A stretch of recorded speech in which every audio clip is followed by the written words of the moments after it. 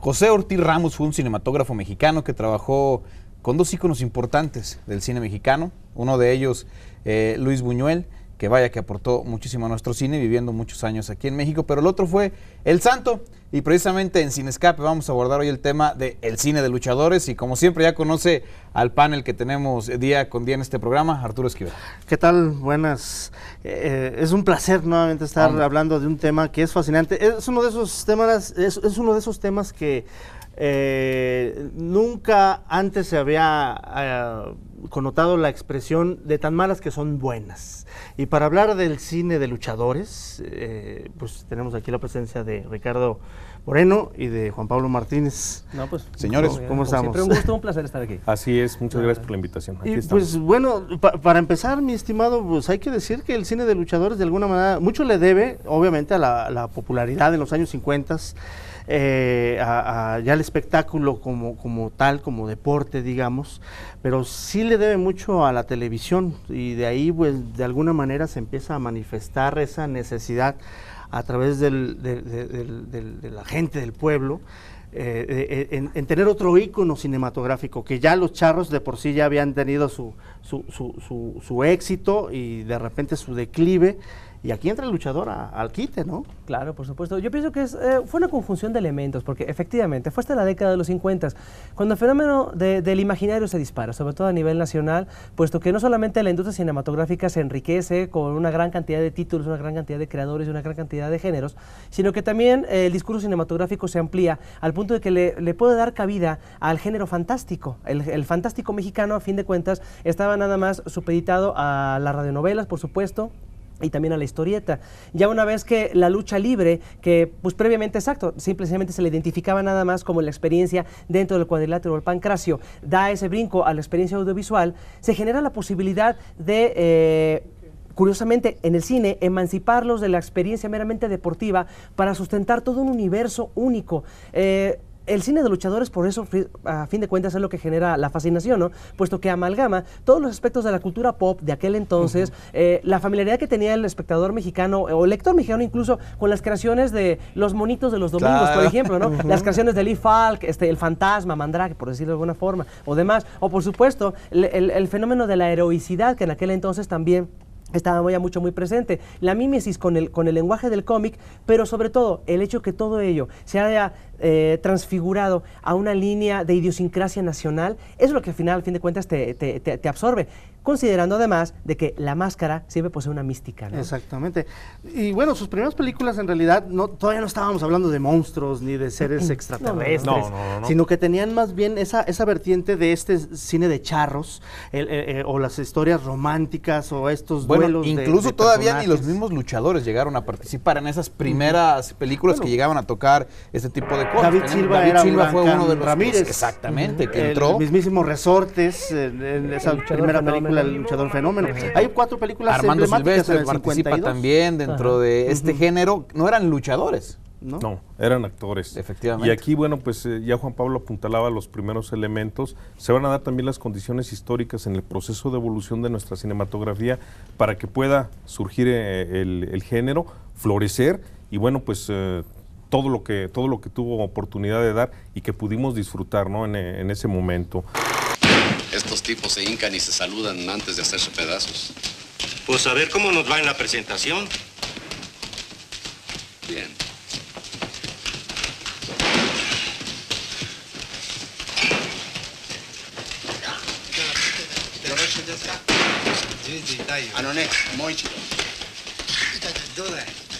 Va a ser prácticamente en la primera mitad del primer lustro de la década de los 60, cuando se van a dar los elementos y la fórmula mágica.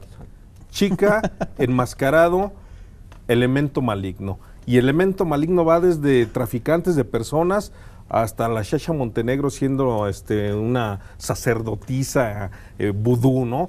Toda la amalgama va a estar ahí sintetizada en esta fórmula, donde por supuesto las chicas pues en algunas serán desnudos extremos, en otras serán muy guardaditos, muy recatados, y el elemento del enmascarado, que en este caso, bueno, pues aquí tendríamos que revisar la parte de los arquetipos que saltan del cuadrilátero y son llevados en este caso al celuloide y que funciona a las mil maravillas, ¿no? ¿Sí? La mejor síntesis es, pues sin duda alguna, Santo en el enmascarado de plata, que va a abrir la brecha, él va a ser la punta de flecha para erogar una serie de luchadores que terminan incluso hasta luchadores extranjeros haciendo películas aquí en México con amalgamas de producción. Mencionabas al Santo, perdón Arturo, y que sin duda creo que todo lo que se maneja alrededor de uno de los grandes ídolos de la lucha libre mexicana tiene mucho que ver con lo que veíamos en las películas. Esa leyenda del enmascarado de plata, yo la pondría, sí, lo que logra en el Pancracio, pero también las películas. Y en unos inicios, la voz que el mismo Víctor Alcócer, que después haría a Blue Demon, impregnaba, ¿no?, a los personajes, porque siempre eran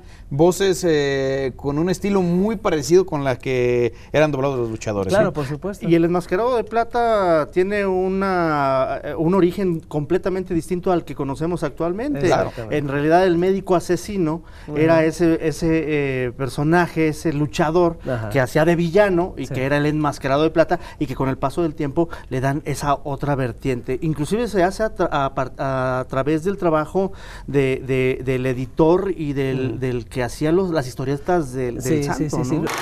¿Cómo te enteraste de esto, Santo? ¿Enterarme? ¿Qué va? El señor González y yo nos dirigíamos a San Luis, pero decidimos quedarnos aquí en el Hotel Real de Minas.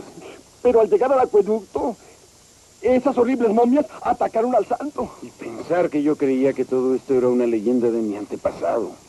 Bueno, señor González, vamos a dormir. Ay, y a propósito de dormir, vamos por Lina y Julio. Si ya despertaron, deben estar aterrados. Tienes razón, vamos.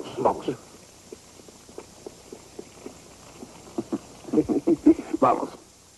Podremos dividir el cine de luchadores en dos grandes periodos. El periodo de surgimiento y de formación, donde con el Santo vamos a ver surgir también una serie de luchadores, de luchadores que ahora ya son íconos, prácticamente hasta mediados de la década de los 60s, y el periodo de decadencia, que ya abarcaría prácticamente de los 70s a la década de los 80s, y que coincide, yo me atrevería a decir, coincide precisamente con la desaparición del Santo, aunque algunos otros expertos consideran que prácticamente Las momias de Guanajuato es la última película que tiene todos los elementos, que tiene todos los elementos que cristalizaron precisamente este género fantástico, porque finalmente es un cine fantástico. Sí, claro, ¿no? Y eso es lo que tiene su valor, y se arraiga en la cultura popular precisamente porque todos estos elementos de la máscara, como bien lo dicen, el luchador que puedes tocar, el superhéroe que puedes tocar es de carne y hueso. No solamente lo veías en las películas, sino en el ring, enfrentando a los rudos, ¿no? A los malosos. Pero mencionamos al Santo, ¿no? Yo creo que hay una película que sin duda es tal vez la que lo ponga como un ícono ya dentro del cine mexicano, que sería Santo contra las mujeres vampiro, que tuvo un éxito no solo en México, sino que todavía hasta la fecha en diferentes países a nivel festivales, a nivel fuerte, se sigue exhibiendo con muchísimo éxito, teniendo filas de gente para verla. Y sabes que lo interesante que tiene esa película precisamente, que fue la primera que realmente trata de generar un proceso de atmósfera y tratar de replicar los modelos que ya había desarrollado la Universal Pictures en la década de los 30s y 40s y posteriormente que la Hammer Films ya había comenzado, ¿verdad? Exactamente. Entonces ya cuando lo traspolas al ambiente o al contexto nacional, eso es lo que las personas, yo creo que es cuando dijeron, de veras, aquí está definitivamente. Y convirtiendo en un icono sexual a Lorena Velasquez. Ah, sí, claro, y ahí está Ofelia Montesco, que también aparece muy bien. A fin de cuentas son proyectos 100% honestos. Cero petulancia, cero pretensiones. Es que eso es muy claro, Arturo, el decir, es que lo rodaban con toda la seriedad posible. Eso es lo que tiene el cine de luchadores. Sí. Lo vemos ahora. Se la creían. Claro, al final de cuentas, toda la intención de hacer una buena película, buena manufactura. Te da hasta risa, ¿no? Muchos de los errores técnicos que tienen. Pero al final ellos la hacían de veras con una seriedad posible, creyendo que de veras estaban haciendo la gran superproducción. Honesta. Había una manifestación honesta. Dos periodos, porque también finalmente nos enfrentamos a este cine con dos ópticas, dos estéticas de percepción completamente diferentes. El primer periodo de un cine en blanco y negro, hay que mencionarlo, esta estética del blanco y negro, que va a permitir incluso el lucimiento de otros luchadores, el caso de Blue Demon, el caso de Rayo de Jalisco, que se presta perfectamente bien por la cuestión Rayo de cromática. Jalisco saliendo como la sombra La todavía sombra, en ya su, lo en su dije. primer Ahí película, está. Sombra Vengadora. Yo aquí nada más quiero generar una especie de pregunta. ¿Es en este periodo, no recuerdo bien, cuando entra Neutron, que es Wolf Rubinsky? Walt Rubinsky se hizo un efectivamente, par de películas de Ah, Neutron. ok. que creo Desde, que desde las primeras películas. tal vez el desde más entonces, dotado ¿no? histriónicamente, ¿no? Bueno, se vuelve un personaje de culto Sí. a través de y que Walt tiene para mí Rubinsky, tal ¿no? vez una película que es la mejor que se ha hecho de lucha libre, la tiene Walt Rubinsky, se llama La Última Lucha. La Última Lucha. Qué forma de veras de Qué bueno. retratar al luchador buscando oportunidades en una etapa de decadencia, dificilísima de conseguir esa Sí, sí, sí, película. no, simplemente no se ha editado. Exactamente, pero me atrevo a decir que es la mejor película de lucha libre que yo he visto. Que explora precisamente la figura del luchador, Exacto. del Como luchador, tal. del deportista, Claro, ¿no? Como exactamente. tal. Porque aquí hay un fenómeno interesante. Y que de hecho esto fue lo que fascinó en alguna ocasión a los surrealistas franceses que visitaron México, sí, sí. ¿no? Que ya es hasta leyenda, finalmente es anécdota. O sea, de pronto estos personajes viven de esto, o sea, son luchadores. Su chamba es estarse dando de catorrazos por ahí en el cuadrilátero, en la provincia. Cuando llegan estos franceses, oye, es que ustedes mexicanos son surrealistas, son maravillosos, vamos a ver al santo, ¿no? Y esperan ver pues, a una persona, un actor. Y cuando lo ven en la arena, ¿qué está pasando aquí? O sea, el impacto. El México mágico. ¿no? Exactamente, Y es parte- exactamente. Entonces, tan importante es la figura del santo que está al lado de dos grandes mitos de nuestra cultura mexicana, que es la Virgen de Guadalupe y Pedro Y Infante. Pedrito Infante. Así de Imagínate sencillo. nada más, ¿eh? Efectivamente. El segundo periodo va a ser el cine a color. Claro. Con el cine a color se va a explotar un poquito lo que ya había percibido la Hammer. De pronto tenemos la textura de sangre, tenemos estas mujeres vampiro, tenemos hombres lobo, tenemos toda una serie de Y situaciones. los errores más evidentes. Y más, y más luchadores, sí, pero- se magnifica todo esto. Pero ¿qué se les parece? amplifica. Vamos a un corte promocional Claro, porque venga. el tiempo nos está comiendo y regresamos precisamente a hablar de esta segunda etapa del cine de luchadores que me parece interesante sin duda.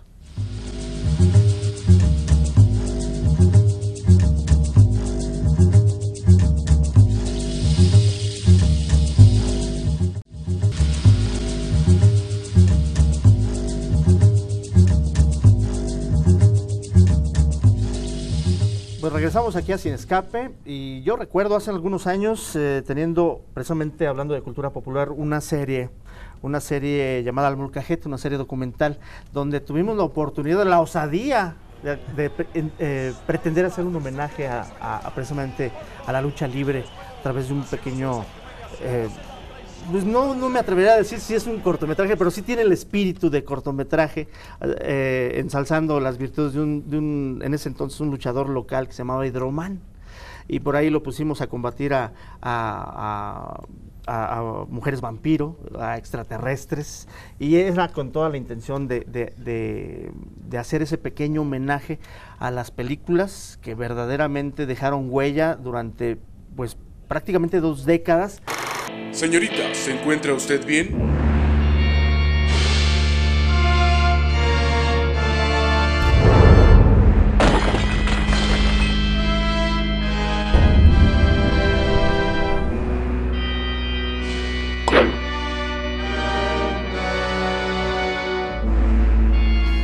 ¿Quién se esconde detrás de esa máscara?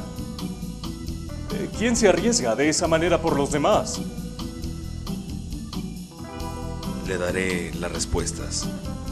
¿Quién se esconde detrás de esa máscara? La justicia. ¿Quién se arriesga de esa manera? Su nombre es Hidroman.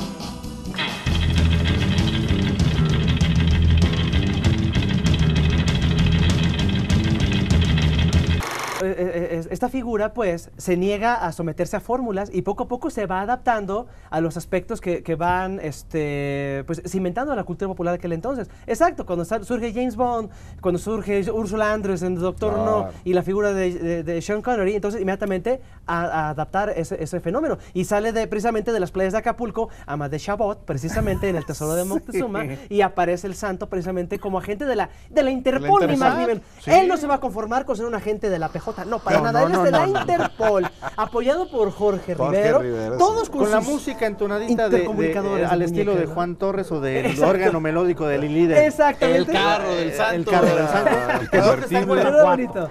Era bonito, la verdad, ¿no? Entonces, Sí, claro. va mutando y va sacrificando ciertos elementos en aras de los otros. Por eso, las películas del Santo en muchas ocasiones, a pesar de que parece que tienen un hilo conductor, realmente no se parecen tanto, puesto que distinta es Santo contra el ataque de las marcianos, que eran marcianas en realidad, contra, por ejemplo, Santo contra el Doctor Muerte, que él decía, película? convencidísimo, él lo dijo en la entrevista, ¿no? Una entrevista que dio antes de morir, para la revista Cine en 1980, que él era su mejor película. La recomendaba ampliamente, y es cierto, como es una coproducción España-México, entonces tenemos Creo que la de mejor presupuesto. Fue la de mejor inclusive, exactamente, 10 semanitas para filmar. Barcelona, Las Costas de Málaga, maravillosa película, la verdad uno la ve y realmente Sí. replica muy bien todo el discurso del cine de despedidas de aquel entonces. Y Santo contra Doctor Muerte, pues al final cimentó, amarró mucho. En los 80s, con casi 30 años de carrera, todavía la figura del Santo. Sí, hace Santo contra los signos de la televisión, Santo contra los karatecas, Santo y Evaristo contra los secuestradores. Santo contra Capulina. Santo contra Capulina. Te digo, hombre. caray. Santo y mantequilla Santo Nápoles contra la Llorona. Pero junto con el Santo venían estos otros íconos importantes. Sí. Y hay una película que sí me gustaría mucho destacar. Encierra todo esto del cine de espías con deficiencias técnicas increíbles, pero que me gusta bastante. Los Campeones Justicieros, Claro. donde vemos a Blue Demon, a Rayo de ¿Cuántas Jalisco. veces contamos que se veía la cámara en el toldo del Bueno, del vehículo? Vimos 5 veces la cámara en el toldo del vehículo en Santo y Blue Demon Santo contra Blue Demon en la Antártida. Ajá. Y en los En la Campeones Atlántida. Justicieros, una Sin la escena Atlántida, de. porque Sí, en pues la la Antártida no se Congelaban. animaban. En Atlántida, y una escena de paracaídas en los Campeones Justicieros donde vemos la nube exactamente en el mismo lugar durante toda la pelea y les van cayendo. Pero una película, volvemos a lo mismo, que ellos creían verdaderamente que estaban haciendo una superproducción, y la verdad uno ve la película de los Campeones Justicieros y yo la he visto en estos últimos días 2 o 3 veces. Ajá. Y me sigue entreteniendo bastante, repito, con todo y las deficiencias técnicas que tenga. No, pues, se van a sumar a las filas de esto que ya se había abierto, este cine fantástico, pues una serie de figuras que también van a funcionar bien, ¿no? Super Entonces, San, Mil Máscaras. Super San, Mil Máscaras que no podía faltar, Blue Angel, Tinieblas, sí. Blue Angel, etcétera. Pero también les van a seguir mujeres luchadoras. Ah, sí, cómo no. Tere Velázquez, sí, Lorena. sí. Las hermanas Velázquez. Sí, las hermanas, Pero qué espérame, cosa. Maura Monti como la mujer murciélago. Ese definitivamente tiene que ser el epítome, a fin de cuentas, de la amalgama de todos estos elementos. Ver esa película es un delirio absoluto, la verdad. Y sale Crocs Alvarado, por Creo que supuesto. que otra vez. está en todas. Exactamente. Desde el principio, Exacto. desde el 52. Maura Monti, que incluso comenzó como antagonista de películas del Aldo Santo. Monti, siento. Y a ¿cierto? final de cuentas terminó encarnando en un disfraz que es idéntico al de Batichica. No sé por qué la DC Comics nunca demandó. Pues le valía, yo creo. Digo, venga, ¿no? Comentas el Es personaje fabulosa. de ¿Quién Aldo va a ver Monti. esa película? Ajá. Dijeron. Sí. Aldo Monti tiene también la historia con el Santo muy, muy peculiar. Hay una película que se llama Santo y el Tesoro de Drácula, Ajá. donde Aldo Monti interpretaba precisamente el personaje del vampiro, y se filma otra versión que se pudo ver el año pasado en el Festival de Guadalajara, después de muchos problemas. ¿Qué pasa con esa versión? Porque mucha gente pregunta si se consigue esa película. Tienes toda todavía. la razón. No, desafortunadamente, bueno, aquí en México sigue siendo inédita porque el hijo del santo, por supuesto, interpuso acción legal para que jamás se volviera a exhibir o proyectar o distribuir esa producción. Es una lástima porque he tenido oportunidad de revisar esa versión. Sí, venga, Rubén. Es muy interesante porque en aquel entonces se hacían varias variantes del cine fantástico mexicano para el mercado europeo, donde había desnudos, pero sobre todo en la mejor línea de la Hammer, y ya después cuando los italianos empezaron a meter mano, mucha más sangre. Fuera del cine de luchadores, por ejemplo, estaba la película La horripilante bestia humana, donde hay desnudos de Lorena Velázquez también. Hay un exceso de gore que semeja mucho a las películas de Lucho Fulci que generó en los 70s, Las siete puertas del infierno y demás. En fin, entonces es cierto, ya no es mito, o sea, ya se ha desmitificado ese fenómeno porque es verdad. Pero hace claro apenas que unos sí. años, ¿eh? No, Esto sí, es sí, reciente. cierto. Hay, precisamente aquí en Escritor tenemos una revista que ya no se publica, la revista Somos. Esta revista debe ser de 1999-98 ese número, y ya venían las fotos y el cartel de lo que había sido esta película que se llamó El vampiro No, y el sexo. de hecho, cuando sale la película, cuando se edita la película, sí se hace publicidad y sí aparecían las fotografías por ahí. Ajá. Sin embargo, por ahí hay declaraciones también que dicen, no es cierto, se filmaron nada más 12 minutos, se cortaron. Aparentemente lo que se pretendía era cuidar la imagen del santo. Pues el santo es finalmente el cuate de los niños. Mi honorable abuela, ¿no serán falsas esas joyitas? Entonces se quedó perdido.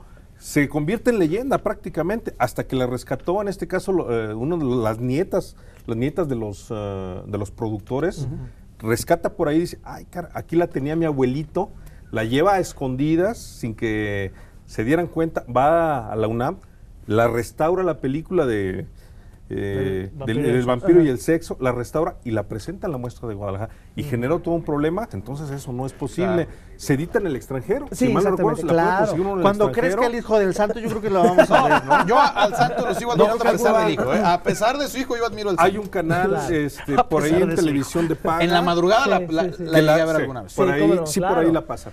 No, pero está abierta. A fin de cuentas habla, ¿no?, sobre este proceso que se podía generar de darle un cierto sentido de adultez, ¿no?, a la figura de los luchadores, que de todos modos en las películas el santo permanecía incólume. Él sigue siendo esa figura monacal, a fin de cuentas, que guardaba todas esos prurientes virtudes de la cultura mexicana, donde